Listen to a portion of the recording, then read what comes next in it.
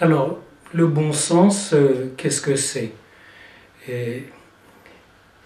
C'est le sens qui est bon pour la majorité, pour la plupart. Hein.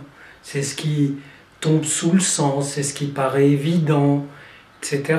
Descartes a dit que c'est la chose la mieux partagée. C'est presque une définition. Mais bien sûr qu'il faut du bon sens. C'est très important.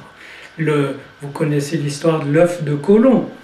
Et voilà, il tape l'œuf sur la table, il le fait tenir, et puis voilà, il résout. Ou Alexandre qui résout l'énigme, qui tranche le nœud gordien avec son épée, puis on n'en parle plus. Et donc il faut avoir du bon sens, mais il faut aussi se méfier du bon sens, parce qu'il y a d'autres sens, il y a beaucoup de sens. Et que quelquefois, on a le choix, et c'est immense, et c'est magnifique. Et tenez, prenez par exemple cette idée que quand vous partagez quelque chose en deux, eh ben, ça devient plus petit. C'est le bon sens. N'est-ce pas? Eh bien, je vais vous montrer. Moi, j'ai eu deux expériences majeures dans ma vie. C'est l'expérience des mathématiques. J'étais chercheur en mathématiques. Et puis de la psychanalyse. Je suis psychanalyste. Eh bien, ces deux expériences me montrent que le bon sens, c'est important, mais qu'à côté, il faut avoir un potentiel d'autres sens, d'altération du sens, de renouvellement du sens. Donc, prenez l'ensemble des nombres que vous connaissez, 1, 2, 3, 4, etc. Enlevez tous les nombres pairs. Vous pouvez enlever tous les nombres impairs, si vous voulez. Vous enlevez 1, 3, 5, 7, 9, etc. 2p plus 1, et ainsi de suite. Il vous reste les nombres pairs, il vous reste la moitié. Divisez même cette moitié qui reste. 2, 4, 6, divisez-les par 2. Vous obtenez 1. Vous avez 2, 4, 6, vous obtenez 1, 2, 3, 4, etc. Donc vous êtes parti d'une entité.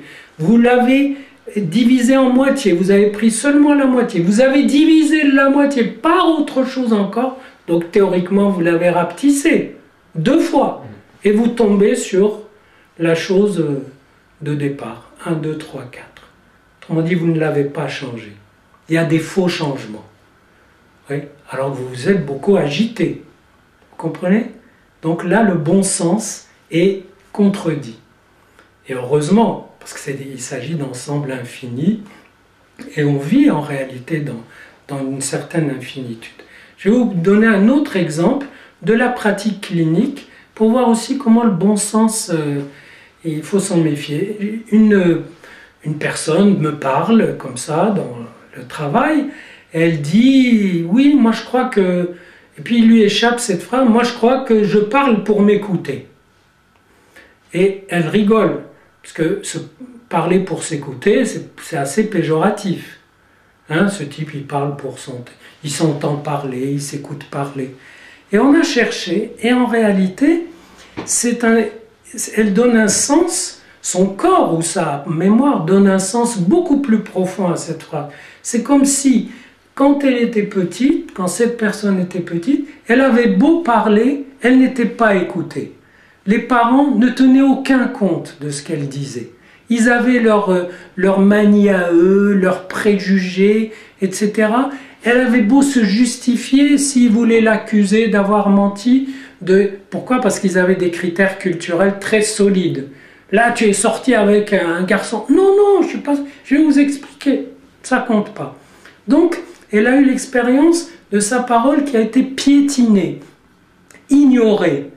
Et voilà que ça donne ce symptôme incroyable qui est de parler pour s'écouter de là d'où on n'a pas été écouté.